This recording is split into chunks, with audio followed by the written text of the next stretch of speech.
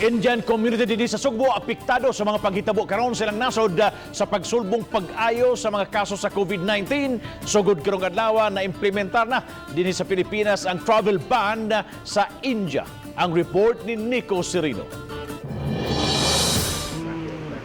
Lisod alang sa India National nga si Diraj Soni nga makabalita sa mga panghitabo sa ilang nasod nga nagsagubang sa gihulagway nga tsunami sa mga kaso sa COVID-19. Kapina siya sa napu katuig nga nag-istar sa Sugbo o kasamtangan nga nagnegosyo og Indian food products. Labing gilisdan niya sa sitwasyon karon ang mga taho sa mga kabanay nga namatay tungod sa COVID-19 sa ilang nasod.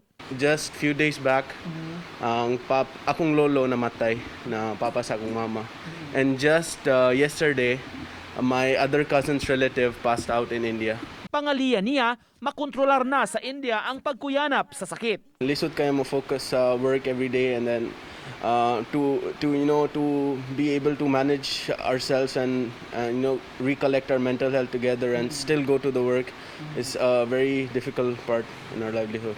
Mao na sir, like kanang kabaon nami na wa mi mabuhat. Gumikan sa labing pagdaghan sa mga kaso sa COVID sa India, mipatuman na og travel ban ang gobyerno sa Pilipinas. Tugod ganihang alas 12:01 sa tungang gabii, gidid-an na ang pagpasud sa tanang mga biyahidor gikan sa India og katong dunay travel history sa maong nasod sa katapusan nga 14 ka adlaw.